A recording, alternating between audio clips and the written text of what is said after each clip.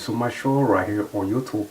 That Abera Tegegn may get 20 years imprisoned, regardless if you think he's a hero or is a victim of a people of the establishment based over there in Hijack, Oromia. So what do you think? Do you think it's worth it to hijack an aircraft and get 20 years in prison? Is that really a solution to hijack aircraft?